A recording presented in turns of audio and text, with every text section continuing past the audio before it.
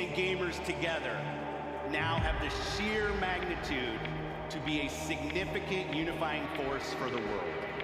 If I'm to choose between a greater and lesser evil, I'd rather not choose at all. You are almost a jibble sandwich.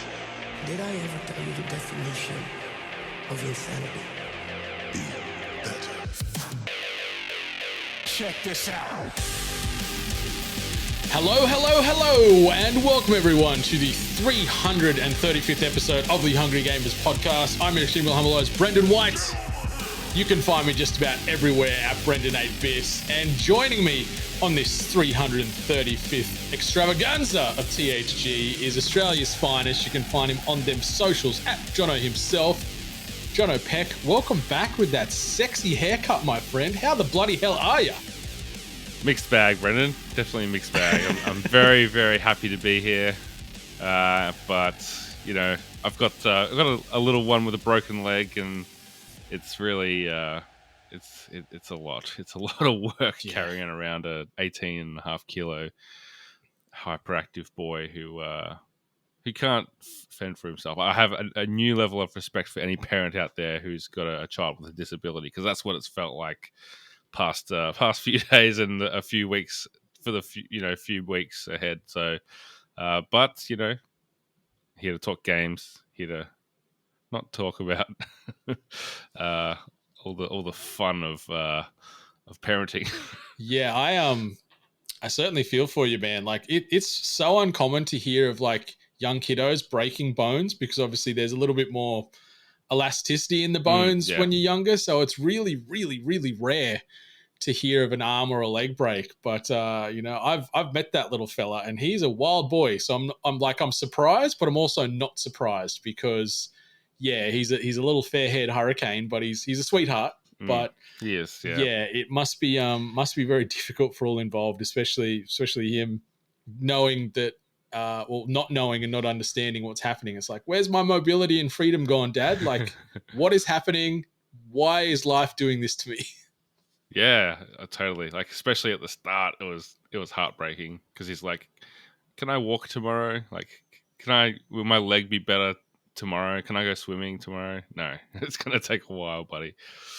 It's gonna take a while. Yeah. What is the time? Like, is it a multi-month thing, I'm assuming? Nah, it's like bones tend to heal in like 6 weeks. Okay. But kids can be a bit quicker. So we're going to see like the fracture clinic specialist next week, and they'll tell us whether it's like, 4 weeks and he can walk again or whatever it might be. Yeah. Well, me and all the listeners out there have got our fingers and toes crossed that it is a swift heal, and he can be back to his adorable maniacal self really soon, and give you and the wifey back a little bit of freedom and take some of that stress away. Because it would not be easy, but something that can be easy is investing lots of hours into video games. And I guess we can start things off, as we always do here on THG, with this. The week that was.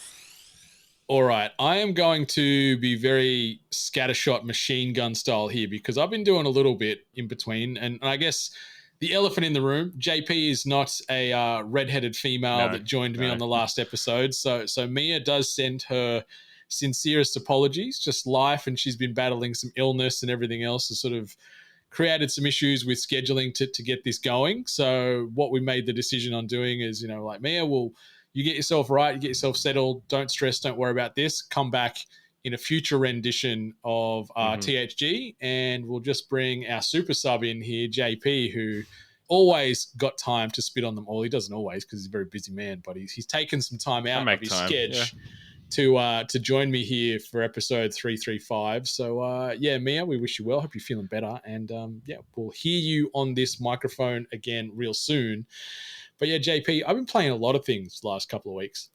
The first one I wanted to touch base on is a little gem that's come out on PC or on Steam and also PlayStation, known as Eternites. It's the debut game from a one-person studio, Studio Psy. Wow. And it is fantastic. It's got some Persona elements to it if you wanted to go like an easy, lazy comp. So it's like a horror action RPG, but it also fuses in something that I love in games or just in life, is a dating sim. So there's some romance thrown into this, So it's dark, it's funny, it's charming, and it's a hell of a lot of fun to play. I've been playing this on my Asus ROG Ally, just on the couch, in bed.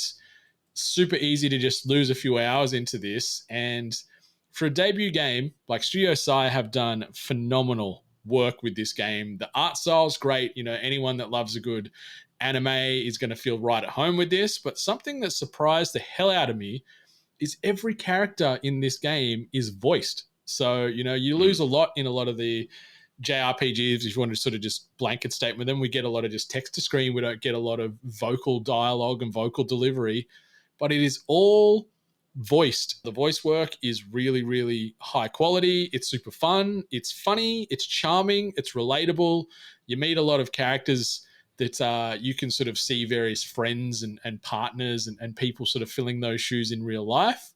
Obviously, there's like a doomsday hell on earth scenario that you've got to deal with as well. The combat can be pretty punishing and unforgiving. Like, it doesn't take much for you to get killed.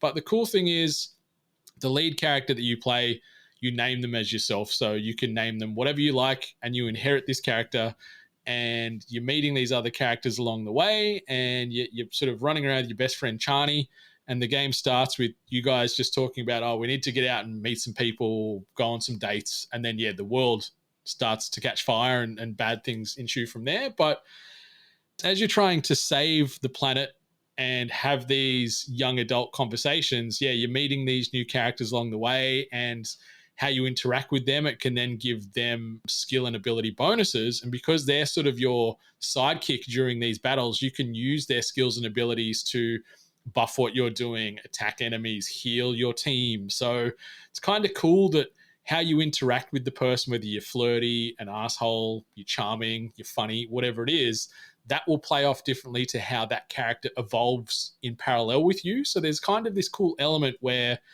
they'll play a certain way depending on how you interact with them outside of the combat and the main story. So it's this just blend of things I really enjoy, like the RPG elements, the combat's fun, the art style super slick, the soundtrack crunchy, sort of nice synth wavy type of vibe that I'm all about. And the fact that I can then try and woo and charm these various little anime characters at the same time, I'm like, yes, like tick, tick, tick. I am a big, big fan of Eternites, and it's been super fun. It's been a big surprise because, yeah, first game for Studio Sai, and he's come out and just knocked it out of the park because romance, dating sim, action RPG, easy, lazy comp. If you're a fan of the Persona sort of formula, you'll enjoy this, where you've got a certain amount of time or a certain amount of days to do certain missions before the world ends or bad things occur. So you're always racing the clock and juggling between the combat and then the human or the real world elements as well. And JP, it's a good time, man. Have you heard or have you checked this one out at all? No, I've just been having a bit of a squeeze while you're chatting about it because I hadn't heard of this at all. I didn't realize that. I mean, was it shown at like a state of play, being like a PlayStation console exclusive? It was shown. I can't remember like what live event or streamed event was shown in the last. Only sort of popped up on the radar maybe the start of this year. It wouldn't have been any later than, say, back end of last year. So I didn't hear about it until that event. And then when we were doing like the what's coming out this week, I saw that was in the list a couple of weeks ago. And I'm like, damn, all right, I'm getting in on this. And I think it was like $30 on Steam. And it's just a good time, man. It's got a lot of polish for a debut title. It's impressive as anything when a studio lets, one person releases a game. I know how much goes into that. And for it to look this good is extra points. It's got a very cool style. Like, is the whole game set at nighttime? It looks like everything's that kind of blue or purple kind of night shade. Yeah, they do love the sort of the darker hues and mixing in those sort of neon color palettes. But the way it works is you've got your day and night cycle where you can only go out and enter these dungeons and do the primary sort of storyline in the day, and then of an evening you can choose to go meet your potential love interest, hang out with them, go on dates, do some real stuff, and then see how those characters evolve, not only from a romance standpoint but also from a support and playability standpoint next time you're in the dungeons together. It's a good time, man. It looks so Persona, like even some of the avatars and stuff. So it's cool. Like, it doesn't look like it's the studio's based in Japan. I think they're from Seattle, so taking heavy inspiration from across the ocean there. Sounds like a man after your own heart. Yeah, I'm a big fan. Like, yeah, never heard of Studio Side, never heard of Eternites until the last, within the last 12-month period. But the game just ticks all the boxes as far as what I'm enjoying in my life these days. And it's just been a good in between for me. Like, Starfield was so meaty and heavy and it was fun. And, we'll talk more about Starfield in a sec. But going from that to this, it was a little bit more of a lighter experience, a little less stressful. And the fact that the cast was a lot more narrow compared to all the people you meet in a Starfield, it was really good. And yeah, the weeb in me was very, very happy when I booted this thing up and rolled credits. It was a great story. The graphics were fun. The combat was cool. And yeah, the biggest thing for me was just the voice work. Every single character had voice dialogue the whole way through. Like, it was chef's kissing, man. Yeah, you don't get that from like even the biggest. Exactly. Like, you look at Persona. Like, we're talking about Persona. Yeah. There ain't no voice work on in a lot of that happening, or even parts of Final Fantasy. Like, yeah, I'm thinking Final Fantasy 16 was mostly voice acted, and it was like kind of a big deal that most of it was. But I think there was a couple of side quests that weren't. So yeah. But super good. Also been working my way through Mortal Kombat 1. Received a code on that one, so very thankful for the opportunity to sort of rip in and give that a spin from WB. I'm a casual fighter fan, to say the least, but I'm very adversed in the Mortal Kombat universe, and I like story that heavy, sort isn't of, it? What was that? Sorry. It's story heavy. This one, like it? The story mode in it is awesome. I've loved what they've done with the story itself, and just hit a bit of a reset on continuity of things from the previous games in the franchise. It feels familiar as far as, the characters, how they play. You can pick up this if you've been maybe 4 or 5 entries between Mortal Kombat. You can pick up your controller and feel pretty comfortable to know what you're doing. But just the wrinkle as far as adding the cameo mode in it, where you can have your support fighter come in and add different values or different layers to how you fight. Like, maybe if you don't have certain abilities where you can send your enemy airborne, you can whip your cameo character out here to help add to those juggles and extend those combos. So it adds a lot of risk reward, not only to what you're doing, but also the player you're versing, because you might know how a Raiden plays, but then they throw in a Scorpion over the top that does this to you, and it just sort of keeps you on your toes, keeps the footing feeling very uneven. And it's super polished. Anyone that's seen the trailers, like, it's gorgeous, but it is gory as hell. Like, the fatalities just get more and more and more creative and more upsetting and repulsive, but I'm all for it because it's part of this universe, and it would feel very weird if they watered it down. And it's always weird to me when you see like the DC crossovers that NetherRealm are doing, where we don't get that hyper violence that we're so used to from Mortal Kombat, but that's an aside. But it is so good, man, and I've been really enjoying it. I've been just sort of chipping away here and there, having a few battles, working my way through the story, exploring to see who my main will be. I'm still not fully there yet. I'm still sort of working my way through the roster to sort of feel it out and see who's going to be the Brendan 8-bit main once I start committing a bit more time. But it's been so good, JP. I've been really digging it. Are you have you been sort of tempted to jump into Mortal Kombat and test your might? No, I'm not even a little bit of a fighting game. More of a lover than a fighter, JP. Yeah, I respect it, and it's the kind of thing that, if I was social enough to have someone come around and we wanted to play something couch together, that's the kind of thing that I might download and rip through. But no, not the kind of game that I dive into. I want to know how you feel about the Megan Fox slander that's been getting around for her for her voice acting contributions in this one. Yeah, like, she ain't winning any Oscars. It's pretty bad for the work. It is very one note, one might say, but also I've seen Megan Fox in a lot of things, and she's a great actor, and she's played some pretty cool roles. But like, taking a step back and remembering her in all of these roles, that vocal delivery is pretty consistent across all of those roles as well. Like, she's at least from my memory, I could be completely wrong, but from my memory and experiences of watching Megan Fox, it's pretty similar as far as, like, I wouldn't say one note, but it's of that same tone. There's not a ton of vocal range when she's happy, sad, angry, every other emotion in between. It's pretty flat, and I don't mean that in a disrespectful way, but that's what I can remember her in like in Transformers, in New Girl, in Jennifer's Body. Like, it's all that same type of vocal delivery, but yeah, she's no chameleon, that's for sure. She's not not Nicole Kidmaning herself into a role like unrecognizable or anything like that. Yeah, like she's getting a lot more diverse with the roles she's playing, but as far as, I guess, the character she's portraying, there's so many similarities as far as how she is on screen from a presence perspective and that vocal delivery. And yeah, it's the same in Mortal Kombat 1. Yeah, it's not a very memorable character, but it's still cool that they've got that celebrity sheen from Megan Fox being attached to it. Yeah, cool. And last one, I just wanted to quickly mention as well, I worked my way through the Resident Evil 4 Separate Ways DLC last weekend, where it puts you in the shoes of Ada Wong, who is also running around the island at the same time as Leon S. Kennedy is trying to save the president's daughter.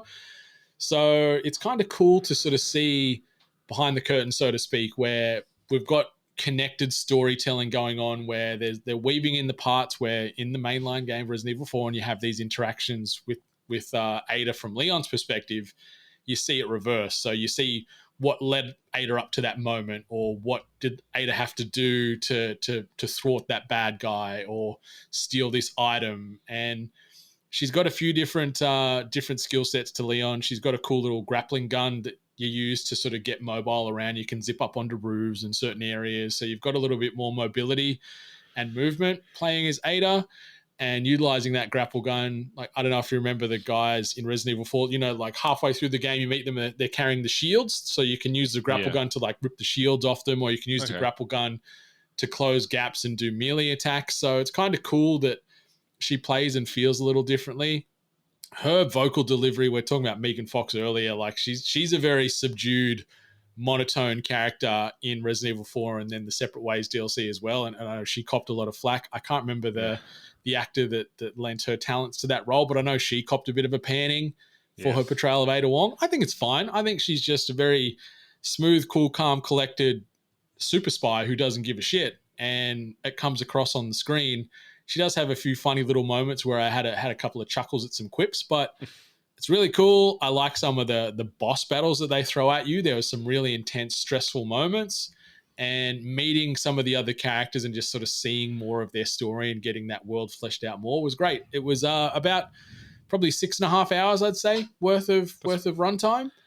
And pretty chunky. It felt great. It was a nice little addition, and yeah, playing through some of those areas that you're used to with Leon, there's some familiarity there, but also some freshness because you've got some new mechanics, some new enemies and things like that. But it's a good little accompaniment to Resident Evil 4. Like, if you're vibing RE4 earlier this year, don't miss out on the Separate Ways DLC, because I really enjoyed my time with it last weekend. Okay, I might have to check it out then.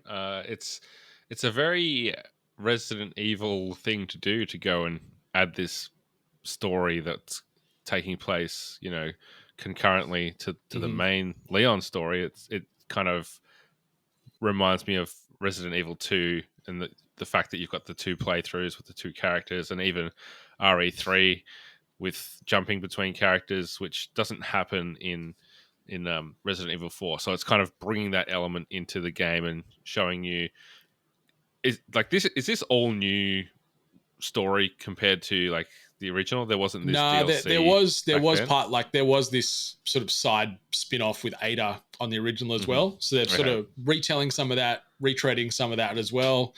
And in Resident Evil 4, remember, you do play as Ashley for a hot minute in the castle well, which was terrifying. Those areas where you're avoiding the Lust Plagueis in the night armor suits, minor spoilers, scary shit. Yeah, I don't know how I could forget that. Maybe I blocked it out because I died a few times doing that. But no, you're right.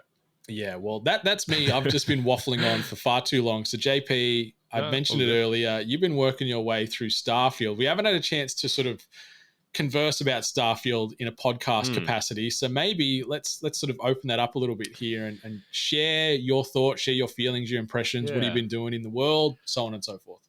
Yeah, I don't know that we're necessarily going to get a chance to do our usual spoiler cast. So, well, I'm happy to go as deep as you want, but I've been really digging Starfield. I think I'm probably around 80 hours into it now, which is a lot for what is it, like 3.5 weeks, 4 weeks almost. You've been Starfielding up a storm, my friend. That is a Yeah. hell of an investment.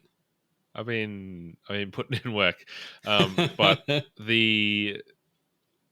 so I mainlined it, and then since finishing it, I loaded my save. Didn't want to start the new game plus quite yet, and I'm digging through all the side content now and having a really good time, just kind of exploring all those nooks and crannies of the universe, trying to do all the side missions that I skipped through as I mainlined it, and going back and getting into the faction quests and that kind of thing.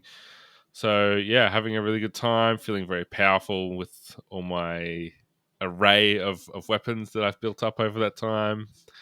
Spent a lot of time building ships and made a very cool Millennium Falcon looking thing that I'm flying around in at the moment, fully loaded, and it's having a great time. I've got to ask, with the Millennium Falcon, did you build it from scratch and slash from memory, or because there's a lot of cool ships doing the rounds on the internet? So did you sort of follow a pseudo guide, or did you just go from trust your gut? I did that initially, and then I'd unfortunately run into a glitch where, because of I from what I gathered, the port where I was doing the modifications from, everything that you modify there was glitching for me. So I went to climb into the ship, and the entryway was blocked. So I had to fast travel to my ship to get inside, and it was just completely messed up. Like, all the original parts were still there, as well as the new parts that I put onto so it. Just sort of stacked on top. It just glitched, and it didn't look like that in the ship builder. But then, as soon as you save it and go to climb into it, it's all messed up. Yeah. So I had to reload an old save and forget that. And then later in the game, I bought a really expensive ship that was kind of like a rectangle shape. And I was like, okay, this might be a good basis for the Millennium Falcon. I can round out the front and back to turn it into more of the circle, the spherical shape, and that's what I did. So I've just been, I did do it by memory. So it doesn't have the cockpit to the side like the actual Millennium Falcon, but it definitely has the overall visual look of it. Yeah. There's some cool ships doing the rounds as far as custom builds. Like some of the creativity that Starfield players have got is very impressive, and I'd love to go back and fluff around in that ship builder for a while, because it is deep. Man. You can have a lot of fun. It took me a long time to figure it out, because there's no tutorial at all. It's just there's the little buttons at the bottom of the screen to tell you how to do things. But by watching the tutorials online, you'll notice them do things like, oh, okay, so that's how you do that, and that's how you do that.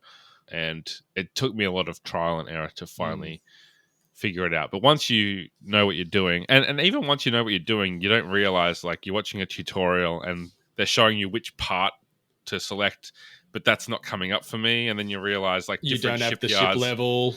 Well, there's different ship levels that access different parts, but then different shipyards also have different brands. So one might have Stroud parts and one might have Deimos parts, and it's okay, I'll just use the one that looks the closest, So there's a lot. And this game, I would say it's my game of the year so far, because it's just the type of game that I love playing. And I say that while admitting it's not the best game, because I've played, some really good games this year, some really well-made games. Resident Evil 4, Dead Space Remake. I think Dead Space Remake is the best made game that I've played. Certainly up there, hey. Yeah, but Starfield's just it's just my jam, I guess. And I was telling you before about the kind of frustration of doing so much fast traveling, quick traveling, and feeling that disconnection or that disconnect between like the universe that you're exploring and that you're in menus a lot of the time, and it doesn't all feel connected the way that it would if you were playing, a Fallout or a Skyrim or whatever, and you're having to actually physically put boots on the ground and run from one place to another before you can quick travel back again. And in doing that, you discover X, Y, and Z along the way that lead to different quest lines, different factions, whatever it might be. And there's elements of that here, but it's just not the same to me. You might see something happening in space, and what's that over there? You get onto the ship, and there's some story of this abandoned, outpost or whatever it might be. But it's lacking, I think, some of that. They had to give up some of the essence of what makes a Bethesda studio game compared to what it's been in the past. Yeah, it's a phenomenal game, and yeah, certainly in my top 10. I wouldn't put it number one, but like from an enjoyment standpoint, like I absolutely loved the time that I punched through Starfield in a very short period of time, over a span of 2 weeks or so, maybe less. I sort of smashed it out and got what I needed from it at the time, and I'll certainly revisit it because there's a lot more world to explore, a lot more galaxy to explore. And yeah, there's so many stories to uncover and listen to or skip through, as I found myself doing occasionally there. But yeah, it's a good time. It's a Bethesda game, but that's a good and a bad thing. Like, you and I love that Bethesda formula, but then someone like Benny, who we were talking about on and off about Starfield or just those Bethesda RPGs in general, and he hated it. He did the tutorial and not much else, and he was like, "No, that's enough for me. This isn't a Benny game." So he put it down, and that's perfectly fine.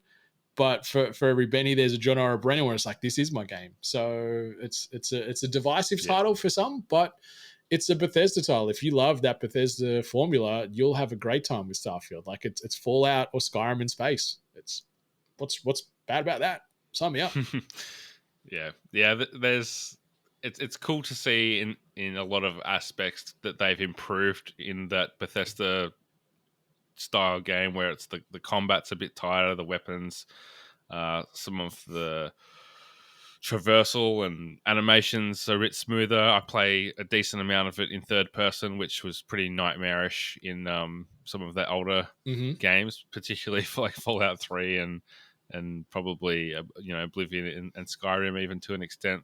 So I like that they've made that feel a bit more like a valid option, particularly when you're jetpacking around the place. But in other ways, it's still very much the same problems with just random things happening. That it's part of the fun. It's part of some of that jankiness is part of the charm. Yeah, and you're either in for that or you're not in for that. And for some people, it's all part of the good times, and then other people, it's just like, come on, like it's been how long, and we're still having these same problems or same issues. I will say, like, that there's I think it just got patched out. There was this one kind of glitch or exploit where in one of the cities, if you go to a shop and you kind of squat down and stare into the ground and back away from the shop, you come across a puddle, and in the puddle you can access the shop's inventory. Oh damn! and you can just like take everything they have, including all their credits, all their guns, all their ammunition, and then walk into the shop and literally like sell it back to them if you want the credits. I love that. So every time I was in that city, I'd be like, I'll just pay my friend a visit and see what he's got just in stock. Rob him blind. Just help myself. And it doesn't count as stealing because you're just accessing something that's not meant to be accessible. Yeah. So I just like, oh, you've got a new gun. I'll take that one. Oh, it's better than mine. I'll sell my old one. But yeah, that's the kind of random thing that I love finding in any Bethesda game, and the community around it as well. There's been a lot of fun to be had. Yeah, the modding, like especially on the PC side, the modding community is already doing some very impressive things, and I'm looking forward to that being accessible from the console in the next several months. They're talking about it. It's coming. It's on the roadmap. That's cool. When that is going to arrive, we do not know, but that will be fun too, because there's some really good quality of life improvements that modders have put together, or just crazy absurd things where they replace characters with certain celebrities and stuff. Like, it can be as zany and as absurd as you want it to be, or it can become that big grand science fiction RPG we're all hankering for. So yeah, I'm looking forward to that. It's a good time. It's a fun time, and those weird bugs and animations, it adds, like, I think you said it perfectly. It adds to the charm. It adds to the mystique that is a Bethesda RPG. Until it breaks your game, yeah. Or until you spend an hour building the Millennium Falcon and then you can't get into the ship because that's not ideal. I fluffed around and tried to build a ship for about 10 minutes, and I was still at like ship level 1 and didn't have enough money to do what I wanted to do. So I'm like, no, I'm done with this. I'll come back later. And then I was just using the Manta ship for most of the time after that. No, the Ranger ship. Sorry, the Ranger ship is a beast. It's so good. It's so good. And something that I was hoping was going to be so good, but wasn't really. I tackled the entire One Piece live action series last week, and it's fine. It's fine. Everyone's going on about it. Yeah. I don't know, man. Like, I don't know if it's just that French, like One Piece in general, maybe just isn't for me, because I've been having some good moments watching the anime. I'm up to episode 175 on the anime now. So I've been churning through that. I watched all 8 episodes of live action, and I'm still really struggling to be invested in this world to the level that I want to be. Like, the live action, just talking about that specifically, it's just good, fun, dumb popcorn viewing. It felt like every other fantasy live action show that's on Netflix at the moment. Like, I don't know if that's it. Like, you think you've watched, was it Key? Lock and Key? Lock and Key. Yeah, I like that show. Something Bones. Yeah, Skull and Bones. It's not Skull and Bones. That's the pirate with the game ships that's never where going to they come go. out. That's the one with the ships where they go through the fog. Yeah. Yeah. So, like, just throw all of them in the same room as One Piece, and it's like the Spider-Man meme. Like, obviously, tonally and story very different, but like, you watch it, and that's the same level of care and interest that I have out of it. I'm like, it's nothing on. I'm enjoying it. I'll eat a snack. I'll scroll my phone, have a chuckle. Like, it's fine. The cast that they put in it was great. It was enjoyable. It was a good way to condense so much story from the anime as well. Like, in those 8 episodes, we got maybe 50-ish episodes worth, maybe a little bit more of the anime. So it was kind of cool that it was sucked right in. And we've got a second season on the way, which is cool because, it did end things pretty open-ended, especially where I am in the anime these days. But it was fine. Okay. If you're looking for something to do that's enjoyable, family-friendly with an asterisk, kind of, because it can get a little dark and heavy, but it was all right. So, more than hentai, are you going to recommend this live-action anime to me, Brendan? No. No? Because I like Lock and Key, and I got through the first season of that other one that you mentioned, but if it's in that same vibe and idea of those, okay, like, if you're stuck for things to watch, give it a watch. Stuck, like, when and that's the problem. We're never stuck for things to watch these days. But, like, it's 8 episodes. You can churn it out in a week or 2, whatever your availability is, and it's enjoyable. It's fun. It's pirates. It's whimsicalness. It's fantasy. There's things that just don't make sense, but it does in this world. Like, it's fine. So maybe I'd give like a mid recommendation for you. Okay, I'll commit to watching the first episode at some point then, and just seeing how that goes. Yeah, it's fun. I upset NATO. I did a guest spot on Boy in the Barrel last week with Dane and NATO together, and it was a juggernaut of an episode. It went for nearly 3 hours. Like, him and I were just back and forth about One Piece, and I'm like, I just want to watch it all now, but I'm not vibing with it. He's like, no, you need to, like, pace it out. I'm like, but that's not good storytelling. If I need to take breaks and go away for months and comes back, that's not the storytelling I want. And yeah, it was very heated. So check out the Boy in the Barrel when that episode comes out soon, because it's a monster. But yeah, One Piece was fine. Maybe I was a bit too harsh when I said no, I wouldn't recommend it. Like, Wouldn't recommend it because I'd have so many other things to recommend. But like, Sure. if you want something that's fun and easy and accessible to watch, that's not the best, but it's definitely not the worst, that's what One Piece live action is. What about as far as these new wave of anime live actions that are happening? Cowboy Bebop and Death Note. And all this stuff. No. Don't watch Cowboy. It's real bad. But like, would you put this One Piece series at the top of these, live action? It's up there. It's up there. Like, it's a low bar. Like the Western Okay. the Western live action anime adaptations are all pretty crap. One Piece is pretty good, but like the live action Japanese adaptations of the anime are usually pretty bang on. There's some really cool ones in there worth watching. But if we're looking at Death Note or Cowboy Bebop as two of the most recent big juggernauts that got converted to live and westernized, not a good time. Cowboy Bebop, phenomenal. Death Note, the anime, overrated in my opinion. But One Piece, it's definitely up there. I didn't half mind the Ghost in the Shell live action with Scarlett Johansson playing Major. I thought that was okay. Detective Pikachu up the top. Yeah, Detective Pikachu's up there, to be honest, man. Like it's great. But it's good. up like, One Piece is at the more positive end as opposed to the negative, if we're just talking the live action adaptations for sure. Anything else you wanted to mention or shout out you've been doing this week, or should we jump into some news, JP? Yeah, we've started watching Sex Education season 4, which is always a pretty fun time, I think, if you have followed along on Netflix up until this point, and season 4 is no different. I need to. I've watched the first episode of season 1. Oh, okay. You're way back. So I got some catching up to do, and I enjoyed it, but I don't know what happened. I just got off that train and boarded another one and just never returned. You can save that maybe till you have someone to watch it with, and I'm sure you'll have a really good time. Okay. I'll keep that on the radar. But let's jump across to this. News and notes from around the internet, presented by Audio Technica. Go upgrade your audio game today over at audio-technica.com or follow them on the socials at Audio Technica or at Audio AU. The best in the biz. We're talking gaming headsets, microphones, turntables, and everything else in between. But JP, the first bit of news, I've just titled, Who's the Boss? ?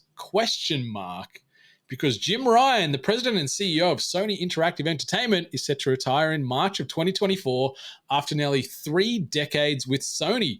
He assumed the role in February of 2019, overseeing the PlayStation division. And in his retirement statement, Ryan mentioned the difficulty of balancing work in North America and living in Europe. Hiroki Totoki will take over as the chairman of Sony Interactive Entertainment in October and become interim CEO in April of next year. Sony's president, Kenichiro Yoshida, expressed gratitude for Ryan's contributions and highlighted the importance of selecting the right successor to lead the game and network services business for Sony's continued evolution and growth. So if you wanted to get the more in-depth, there's some great information and press releases that Sony have sent out and shared that are available on the PlayStation official website. But Jim Ryan, a stalwart of Sony for nearly 30 years, and he's been in the big dog role for nearly over 4.5 years, if my maths is correct. God, it's correct, 2024 nearly already. But he's stepping down, 54 years young and retiring on a hefty sum of money, I would assume. And JP, like the internet, it's funny because the internet's like, oh, what's he doing? Why is he going? This is horrible news. I'm like, dude or dudette, if I was 54 and had probably millions in the bank, I would have retired years ago and hung out on my farm in Europe or wherever he's residing in Europe, because that's the life I want to be living. How are you feeling about this, JP? Yeah, I feel like the reaction I saw was one of joy for a lot of people, because Jim Ryan hasn't been a very popular figurehead for PlayStation. Sean Layden was the previous one, and he was, Jim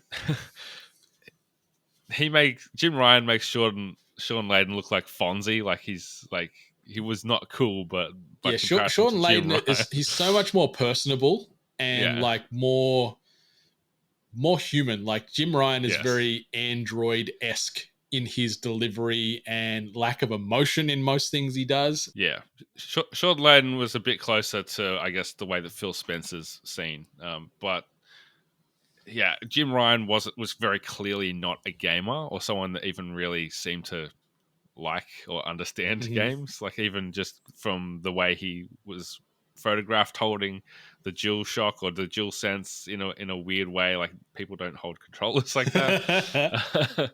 And you could just tell from the way he talked about games, like he was a businessman, he was a CEO, he was all those things that you probably need to be in that position, but not what people wanted him to be, which is probably closer, like as I said, to like a Phil Spencer or a Reggie at Nintendo, or that even like a Shuhei Yoshida, someone that clearly is passionate about games and talks about them with excitement and is there to usher in like all these exciting new fun things for us to enjoy as a consumer. But you certainly can't deny how successful PlayStation has been financially since he took over. Like it's been a huge period of growth with the release of the PS5 and its success as a console, with how much it's sold and how much it's outsold its competitors as far as like I guess the Xbox and the games that they've put out.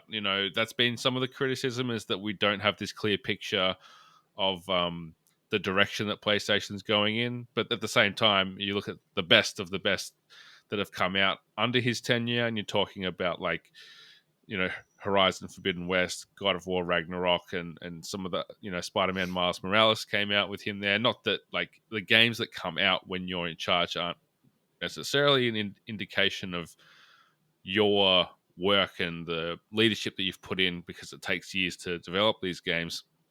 So I think it won't really be for another couple of years till we can conclusively say, the legacy of what Jim Ryan's done.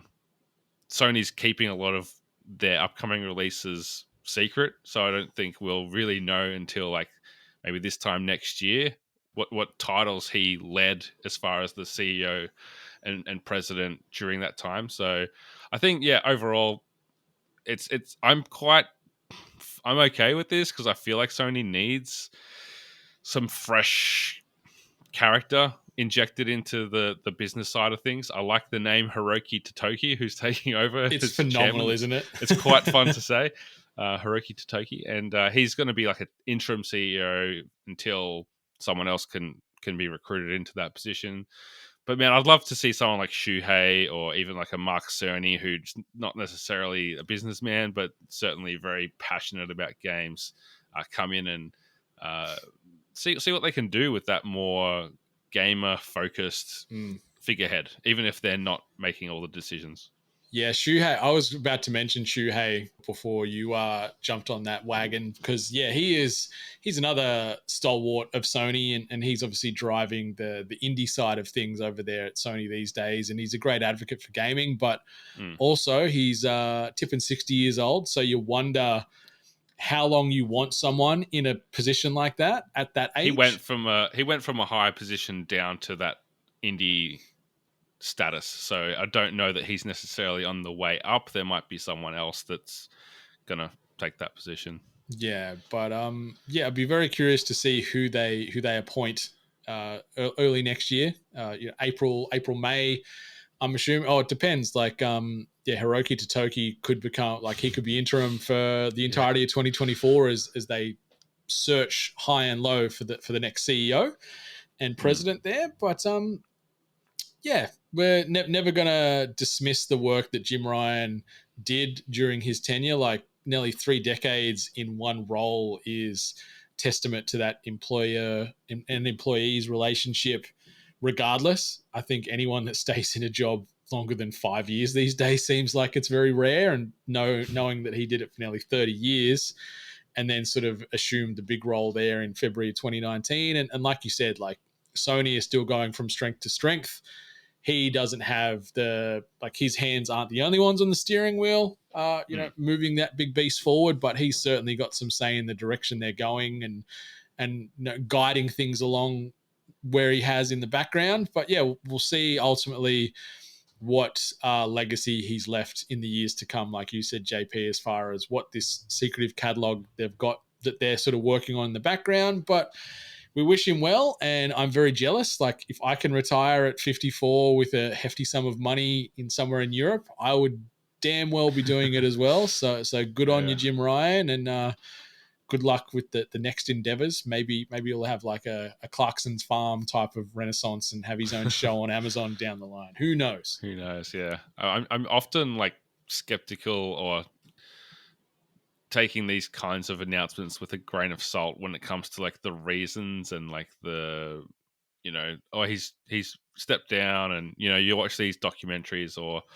or biopics about corporate world, and often it's like we're asking you to step down, so you have the choice of either being fired or resigning. The fact that they don't have no one to replace him, and they're looking at taking quite a long time to replace him, does tell me that he just kind of decided he's had enough, and that it's probably true. The whole I'm wanting to spend more time with my kids thing, or whatever he's saying. So you think there's no controversy that's going to come out that's forced him to step down? Do you want to hypothesize and throw some drama out there? Get the internet into a spin? Sure. I guess we could say PSVR 2 hasn't lit the world on fire, and the shareholders want a scapegoat, and he's been asked to step down. So yeah, that's fair. Let's throw that rumor out there. That's pretty fair, and there's some valid thought process there, because the old PSVR 2, ain't no one talking about it. Ain't no one I know in our circle regularly putting on their headset and having a good time. But Jim Ryan's going to have a good time in Europe, not having to commute back and forwards between continents, which is not enjoyable. So that's that. But something that could be enjoyable is what I've titled Lara Croft Weeb Raider. So yesterday, we are recording here on the 28th of September. So yesterday on September the 27th, in other parts of the world, actually sort of dropped this morning here in Australia. So today/yesterday, depending on where you are in the universe, this event occurred. So yesterday, Netflix debuted a live stream event called Drop 01, which is focusing on upcoming animated adaptations, including ones based on many popular video game franchises. We saw a teaser trailer for a Devil May Cry anime adaptation getting revealed, featuring a redesigned Dante with a shorter haircut and a new voice actor. Adi Shankar, the showrunner, expressed a deep love for the characters and a commitment to exceeding expectations. Tomb Raider, The Legend of Lara Croft, was also showcased, drawing inspiration from the game's reboot series. The series, in collaboration with Legendary, is set to premiere soon, though no specific date was provided. Other game to show announcement included trailers for Sonic Prime Season 3, as well as the Netflix exclusive game Sonic Prime Dash, Castlevania Nocturne, based on Castlevania Rondo of Blood, and Captain Laserhawk, a Blood Dragon remix inspired by Far Cry Blood Dragon, were also showcased.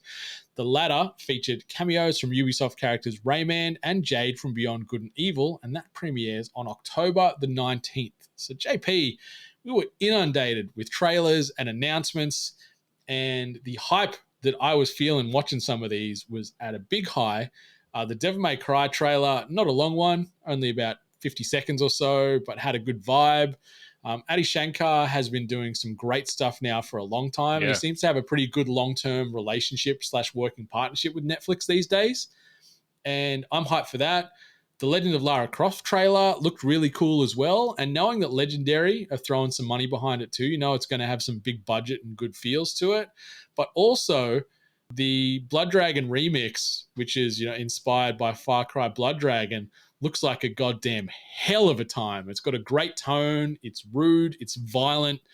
It's intense. And it just looks like a roller coaster of an anime. Yeah, I haven't had a chance to see the footage that you're talking about here, but just from hearing you talk about it and reading about some of the people involved, it's cool to see this level of collab between Netflix and, I guess, the gaming IPs that they've been able to get their hands on. They've done really great job with Castlevania. Can't really speak highly enough of that, and Adi Shankar being showrunner of that series, as well as the Devil May Cry one, puts that in a good position to succeed. I don't know if was that the only one that he's had his name put next to of these. So he's also doing the Nocturne. Castlevania Nocturne. He's also attached to the Blood Dragon remix. Okay. He's doing some stuff with Assassin's Creed, as well as he's the executive producer on Hyperlight Drifter and also the PUBG adaptation. He's the man behind that too. So he's tied into a lot. He's done, like, anyone that's seen any of the bootleg universe stuff that he's done, which are like little one-shot films. He did the Power Rangers one that had James Van Der Beek starring in it. That was what really sort of put him on the map way back in 2015, 2016, somewhere around there. And since then, he's just been really close and tight with Netflix on these adaptations, and he's just got a good eye for it. And he's a fan of the medium, which makes it even easier to understand what he's doing. Because he's got a good eye for these things, man. Like, he's a bit of a dude. Like, you see photos of him. He's a very looks like he could be a magician. Yeah, or like in 30 Seconds to Mars or something. Like, oh yeah, that's a good call. It could be in an emo band in the early 2000s. Yeah, I think until he goes wrong, then I think we've got every reason to just be excited for whatever he does while he's in that, gaming universe with a bit of edge to it and bit of style with what he's done with Castlevania. So I look forward to more of that. I think being based on Rondo of Blood is interesting because that's a very direct tie-in as far as the lore of the games goes. And the rest of it, I'll watch all of it. I think until I hear or see that it's not up to scratch, then I'm going to be excited for whatever they can do because they're pretty easy to watch. Like, it's not like it's a tough watch. There was like the Witcher anime that came out last year that wasn't really it wasn't the best, but neither was the origin story of The Witcher that had Michelle Yeoh in it. That was a tough watch too. That was really bad. Yeah, so it's not like it's a foolproof thing to just take an IP and Netflix it up. But I think that as long as I said, Mr. Shankar's involved, then we've got no reason to be doubtful at this point. Yeah, just the way he can translate some of that written or I guess digitized content to screen is very skillful. He's got a good set of tools and skills at his disposal there, and whatever he keeps serving up, I'm going to keep eating. And I'm hyped because where's the Metal Gear IP? That's gone quiet again. Like, I know that was doing the rounds for a while, but crickets. Just waiting for a whole universe of content. Yeah, I'd be down for that. But Castlevania Nocturne's like dropping in the next couple of days, listeners. So by the time that this episode's out, it should be there. Or is it out right now? I know it's out this weekend sometime, JP. So it depends which part of the world you live in. Yeah, and then we've got the Blood Dragon remix coming out on October 19th. And from what I understand, Devil May Cry and Tomb Raider are both slated for 2024. So yeah, good times indeed. But something... the last bit of news here, I guess it's good times for a lot of the world, but less good times for Microsoft because they had a lot of confidential and sensitive information leaked this past week or so. So we're sort of coming at this one about a week or so behind the initial announcements because it's been a little bit of time between episodes here. But I wanted to sort of grab some key highlights from a massive amount of emails and data and content and screenshots that are sort of circulating around the interwebs right now. And if we're looking at it from sort of like a bulleted point perspective, we'll start with this one. Microsoft is planning to release a new console in 2028, maintaining an 8-year life cycle for the current generation, despite the talk of going, in quotes, beyond generations. They're also working on a hybrid Xbox platform for cloud gaming, which is also in the works for 2028, aiming to combine client and cloud power with a target price of under $99 US. They're also planning some mid-generation hardware refreshes.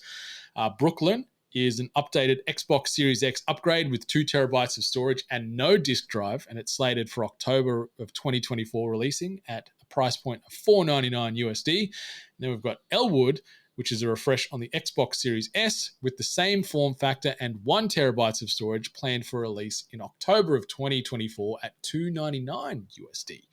Both refreshed consoles will feature faster Wi-Fi, reduced power consumption, and come with a new controller featuring haptic feedback and a swappable rechargeable battery. and that controller is expected out in May of 2024. Bethesda's game lineup was also released, and bear in mind, listeners, this is all with an asterisk and can change. So the gaming lineup included Dishonored 3, remasters of The Elder Scrolls 4 Oblivion and Fallout 3, a Ghostwire Tokyo sequel, an unannounced game based on a licensed IP, and 9 free-to-play or mobile titles. Phil Spencer expressed ambitions also for Microsoft to acquire Nintendo in an internal email, recognizing the challenges due to Nintendo's financial stability and reliance on their hardware. Emails discussed also saw the cost of bringing average AAA titles to Xbox Game Pass, with estimates ranging from $5 million up to $300 million. So that's a lot of cabbage to lay out to get some Xbox Game Pass exclusivity there. Internal data also indicated that as of April of 2022, Xbox Game Pass had 21.9 million subscribers out of 33.6 million paying Xbox users, with most subscribers paying full price and using the service on their respective consoles. And then a follow-up in response to the leaks, Phil Spencer said via his X account the following. We've seen the conversation around old emails and documents. It is hard to see our team's work shared in this way because so much has changed and there's so much to be excited about right now and in the future. We'll share the real plans when we are ready, end quote. So JP, this was just sort of the tip of the iceberg as far as the leaks. Like there's slides from pitch decks going around. There's sort of prototype imagery of controllers. There's a slew of other back and forth with Phil Spencer saying, oh, we wanted to try and buy Sega. We wanted to try Bungie. There's a whole list as far as the shopping list of targets. And it's interesting because there's also people who come out and said, FTC, you've leaked these. And then FTC saying, no, Microsoft, you did this. So there's this internal drama still going on around all this because FTC are going back to court again, costing more America's taxpayers' dollars to drag this process out further. But JP, what was your highlights, lowlights, and everything else in between regarding these email leaks? Yeah, there's just so much there, isn't there? I guess there's different ways to look at this. I'd say the highlights have to be like what games are going to come out and what have we learnt about out of this. Sure. And the remasters of Oblivion, Fallout 3, they are probably the ones that excite me the most. As aforementioned, the amount of love I have for those Bethesda style games is high, so I'd be all over those.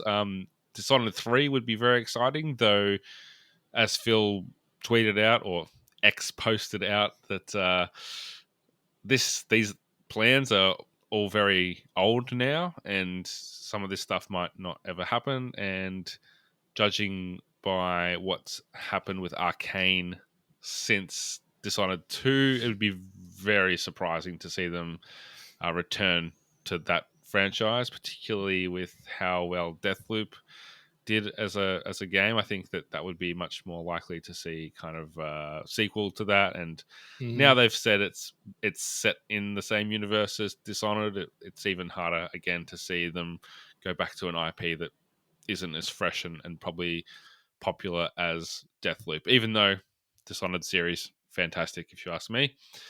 Ghostwire, that's not exciting for me, probably for you because we weren't big fans of that game. No.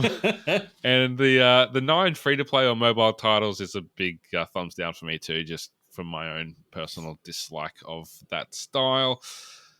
The Game Pass stuff's interesting. I think that actually represents a dip of a few million from much earlier in 2022 than what they revealed here. So I don't know what that says about Xbox. About Game Pass and some of the other reports we've seen around the internet the past month or so about stagnating subscriber numbers across the board, across consoles for subscription services. It's interesting the amount of money that they revealed is being spent on some of these exclusivity deals for subscription services. Did you say it was up to 300? Yeah, so the estimates range from $5 million for a title to $300 million. Man, what game would you pay $300 million to put on your on your I service. I wonder if one of the games that costs that much would be like MLB The Show, because it's a Sony game. Mm, And it's sort of like a cheeky, well, not a middle finger, but it is a yes. cheeky play to bring a Yeah. Sony game onto a platform that's included in a subscription. So I reckon something like that would cost some big bucks. Yeah. Yeah, I can see that, but you'd really want it to be something that people are going to sign up to play it. So Yeah. it's hard in that sense to imagine what could possibly be that game. But yeah, let us know, dear listeners, if you have thoughts on that. I think the outside of what are we going to get out of this as gamers, the most interesting tidbit here is Phil Spencer's comments about Nintendo, and his desire to acquire Nintendo, which seems completely ludicrous to me, and almost like it actually reminds me of like I had this vision of like a bunch of nerds sitting around playing D&D and talking about which cheerleader they're going to invite to the prom, and it's like she doesn't want to go with you, but bro, like you got no chance here. And Nintendo's laughed at you before when Microsoft has talked about acquisition way back before Xbox was even a realized thing. They wanted to acquire Nintendo, and they laughed them out the room. And I don't think much would have changed since then, to be honest. Microsoft still has heaps of money, but Nintendo is in some ways they're number one. Like they're never going away. They might not have the best games, or they might not sell or make the most money, but they're just like they have the legacy, they have the goodwill. They're never going away. They're never, especially going to sell to an American company like Microsoft. I just cannot see that ever happening. So that was interesting and very revealing of I think Microsoft's strategy to acquire and to just amass talent. Like Phil called it. It would be the crowning achievement or something like that, something along those lines, which I think that if you're a fan of creativity and games, like you would want the crowning achievement to be, we're going to release the next Halo, not literally the next Halo, but we're going to create a new IP that's going to become the next Halo or the next Gears of War. Like that's what I would want if I was a lifelong fan of Xbox. Now we own Mario. Like that's our crowning achievement. So I thought that was interesting, and that was before all these acquisitions I think took place of the last like 5 years. Yeah, that chatter was before the big Blizzard Activision acquisition, Right. And a few of the others. Okay. So this was it was after ZeniMax, but before Blizzard Activision. Yeah.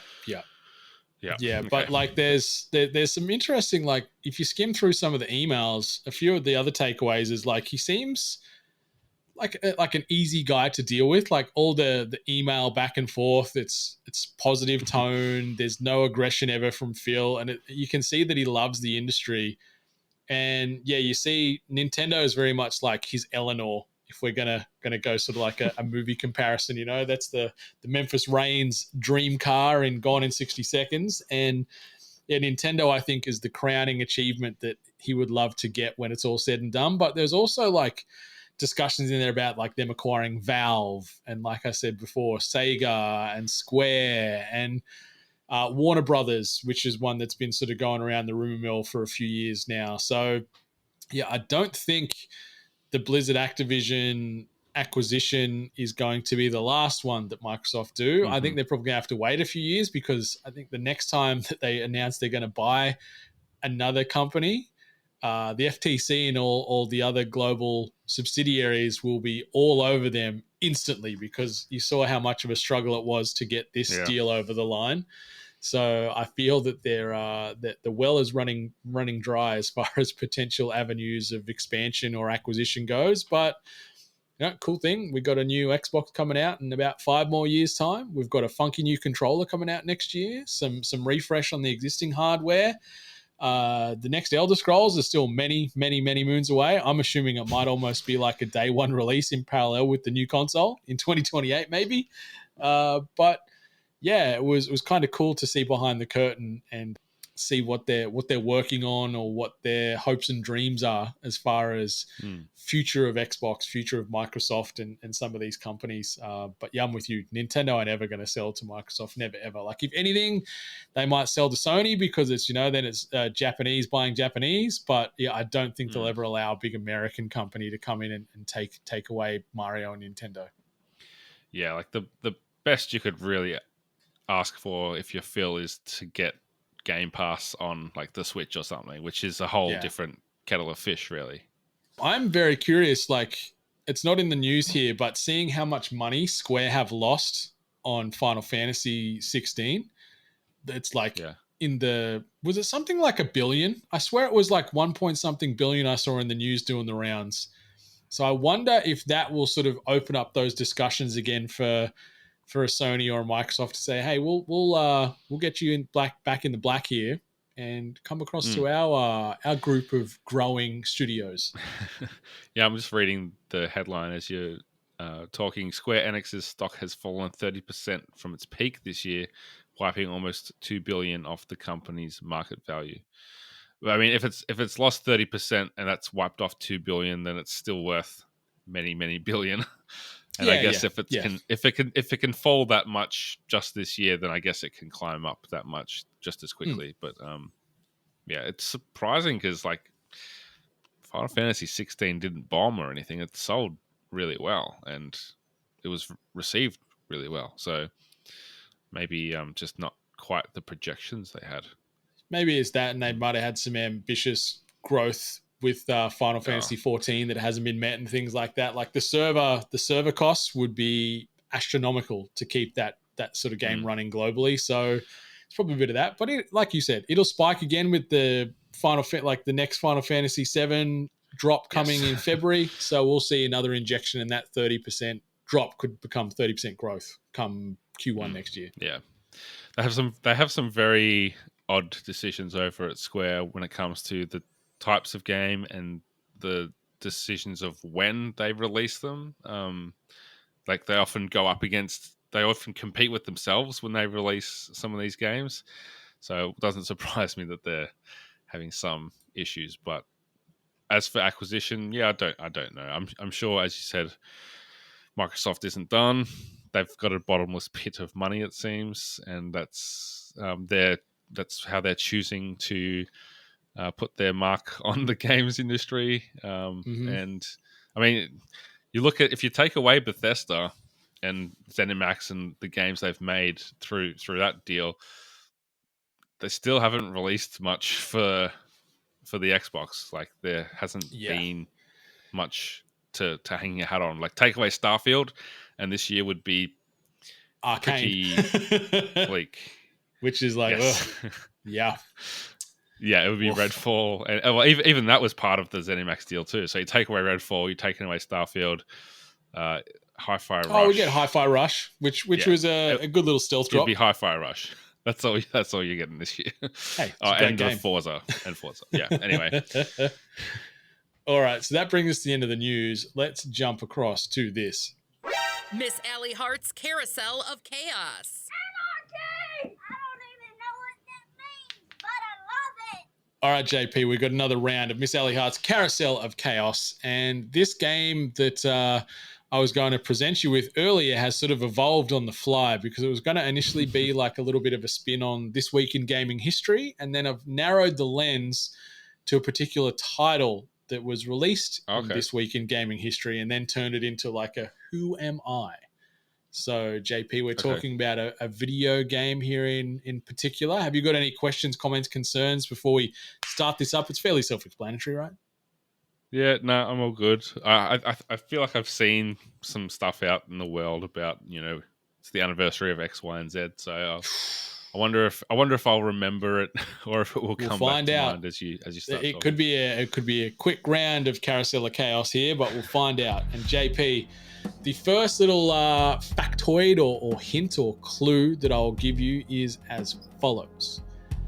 I am a video game that was released around mid/late in September 23 years ago. So I was released in the year 2000 for those that aren't good with year-based math. Okay. Some 23-year-old game. Yes, I did see that it's the anniversary of Double Fine, so I don't know if that's like as the formation of their studio or a game they may have put out that year. So continue. Might not Okay, be thank you. relevant. I shall. Okay, I was originally released on the Sony PlayStation, but saw a PC debut coming 2 years later in 2002.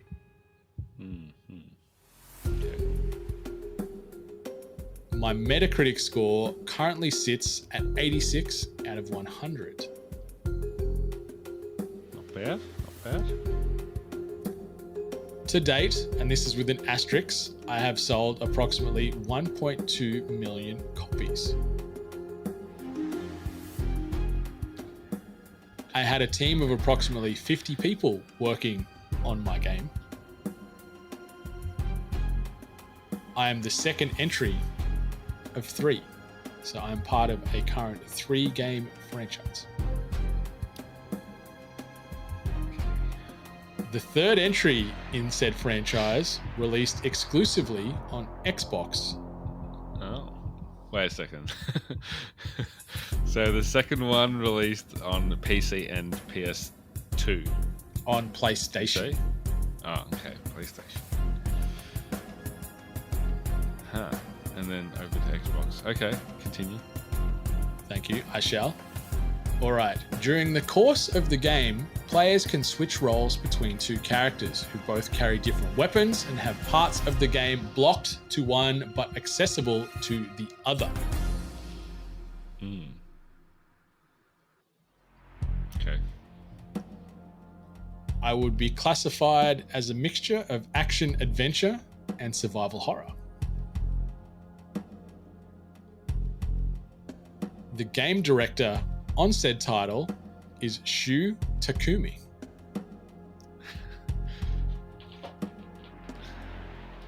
Okay, so it's Japanese. Probably. I think. Shu Takumi took over from Shinji Mikami after the first game in this series. I was developed and published by the same studio.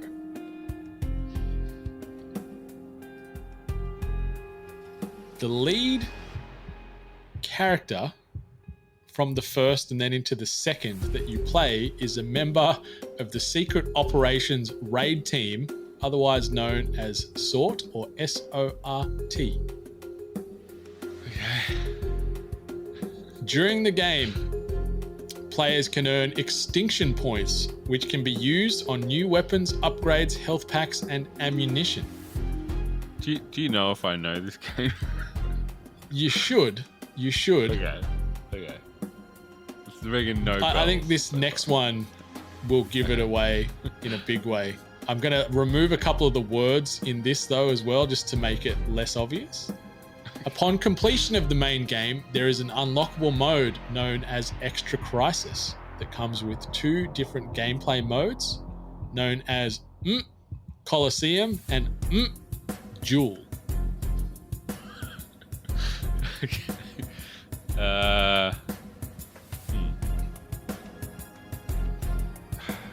Okay, keep going. I got a thought, but Okay.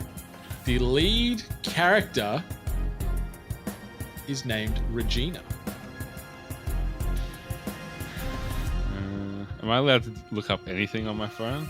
No, not really. That's cheap. I'm not gonna. No, okay, I won't. I wasn't gonna look up like anything you said. I was gonna look up what I thought it was, but I won't do that. Said lead character has red hair. I, as in Brendan White, complain that this franchise... Okay, it's Dino Crisis 2. That is correct. I'm like, I got to give you something here because I'm going to be here all day. Otherwise. As soon as you said I complain, I'm like Dino Crisis 2. Yeah, no. Yeah. When you said the game modes were something Crisis, I was like, Time Crisis? No, I don't think that had like a console.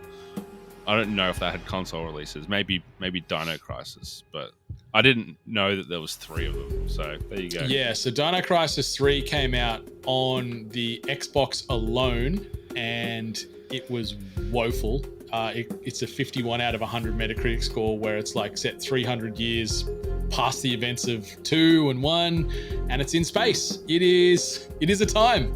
Wow. But Dino Crisis 1 and 2 is fantastic. Number 2 went more of the RE4 route, if you want to sort of compare, where it goes a little bit more action-y. Still scary at times, but leans more into the action events. And yeah, Dino Crisis 2, it is the 23rd anniversary of this little gem right now, or this week. So happy birthday to Dino Crisis 2. Capcom, where is my goddamn remake? I think that it's going to happen. It's only a matter of time. Dinosaurs are going to come back, or maybe that's just the fact they that never went away, JP. They're a timeless treasure. Well, what was the last video game to heavily feature dinosaurs? A good video game. No, I'm not talking about like Jurassic Park Evolution or something. Can I sort of cheat and say Horizon in a way? I guess. Yeah. Do I get half of that, maybe? You get half a point. But my point was, maybe I was going to say, maybe it's because I have a toddler who's like really into dinosaurs, but I feel like dinosaurs like coming back. And I can just see like with stealth mechanics being what they are these days, and how much atmosphere you can get into a game, like dinosaurs jumping out of the bushes and scaring the crap out of you in like an RE style game. Like, yeah, sign me up. I'll play that. There's one game that I've been eyeballing for a good long while, made by Hashbane Interactive, which is a New Zealand studio. They're making a survival horror dinosaur-inspired game called Instinction. It looks amazing. Anyone that hasn't seen it, check it out on YouTube. Some of the videos that they're sharing as far as the different dinosaurs and prehistoric creatures you're coming up against, and the combat, and just the look and feel. It looks super creepy and super scary and amazing. And the fact it's a tiny little New Zealand studio building this thing up. It's coming out on all the platforms. I think it's not out until like 2025. But yeah, Instinction looks really good. But yeah, dinosaurs need to keep making a comeback, JP. Yeah. Please. Forget zombies. Like, zombies are played out. Let's switch. Let's make the switch to dinos. We got major zombie fatigue. But yeah, if you don't want to wait till 2025 for Instinction, don't worry, because we've got you all covered. The week that's yet to come, presented by Dash Water. Shout out to Dash Water, currently keeping me hydrated with the cucumber flavored variety right here. It is a great time. Dash Water. No calories, no sugars, no sweeteners, just delicious, delicious flavor and refreshment. But JP, if you're looking for things to consume this coming week, there is a raft of things. First and foremost, we'll have the second mini pod episode of Leftovers that JP is chairing. So that'll be a recap on the news that we or you may have missed. So that'll be coming out this week on the podcast feed as well as on the socials. As far as films, if you want to get to the cinemas, Expendables 4 is out. We're talking about Megan Fox. We just can't escape her right now. She's in Expendables 4. It is reviewing very badly. Wow. So I don't know if you should rush out and spend some money to go see it at the cinema, but maybe. The Exorcist Believer is coming out this week as well, which looks all kinds of creepy, as well as Thank You for Coming and A Little Life. Highlight on streamers coming out this week. The debut of season 2 of Loki drops this week, which I cannot wait for.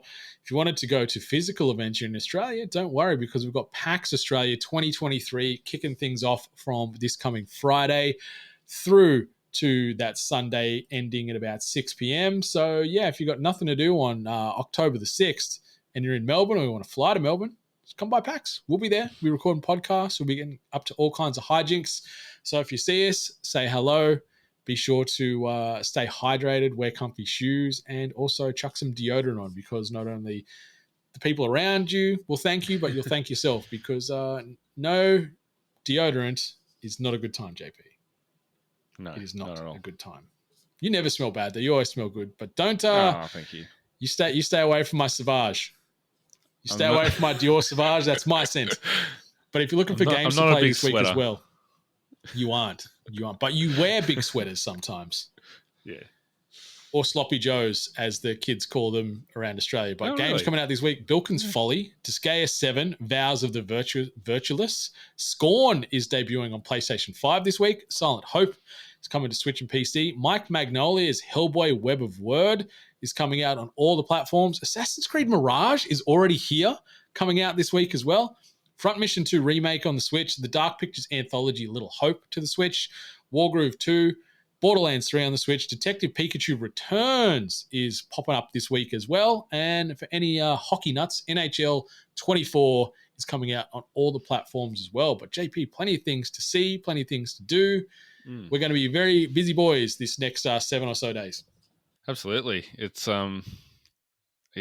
it's a ballsy time to release a game like Assassin's Creed Mirage, but I guess they're just hoping that a lot of people are done with, Starfield and Baldur's Gate, or weren't interested in it to begin with. They're getting in before Spider-Man and Alan Wake, so yeah, that's probably the one that I'll be most interested in how it reviews.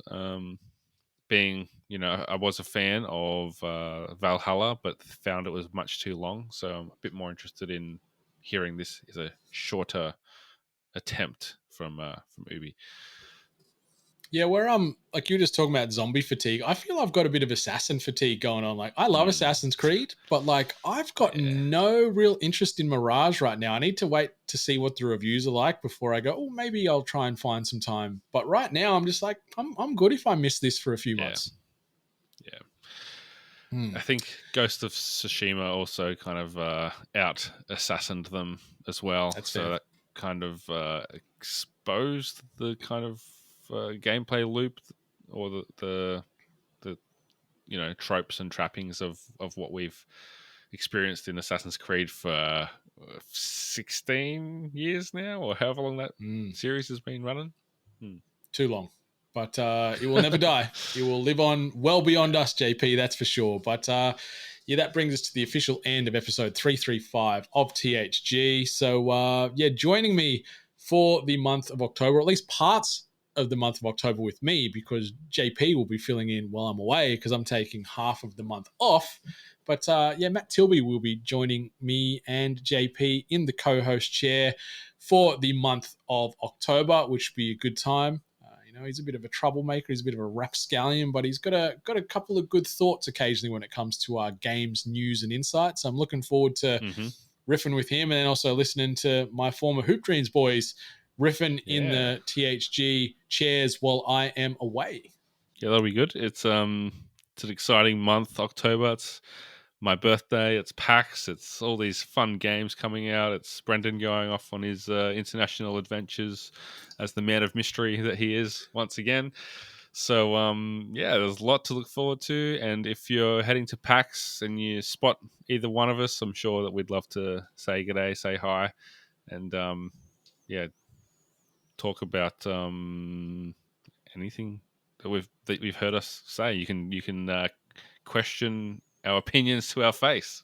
Feel free. And hit me up and maybe ask for a little bit of 8-bit swag, because there's a chance we'll be have a few things on our person that we're happy to distribute. Some cool little collectibles and some one-of-a-kind little items as well. So if you ask very nicely, I'm sure that myself or JP can hook you up in that regard. But listeners, this brings us to the official end of THG 335. Thanks as always for stopping on by. Be sure to rate, review, subscribe this podcast and all the other podcasts you listen to on the regular, because those ratings and reviews help keep those emotional lights on in our hearts. Means the world to us. Takes no time, costs you no money, but it's just a good way to pay things forward.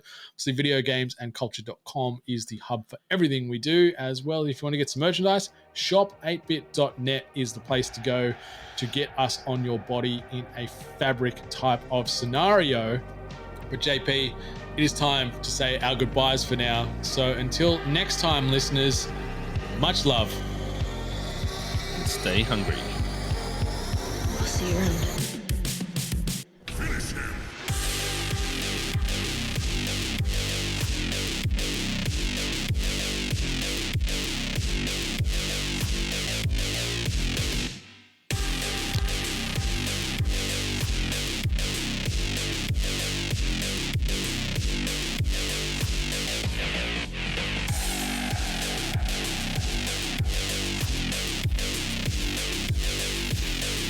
so crunchy.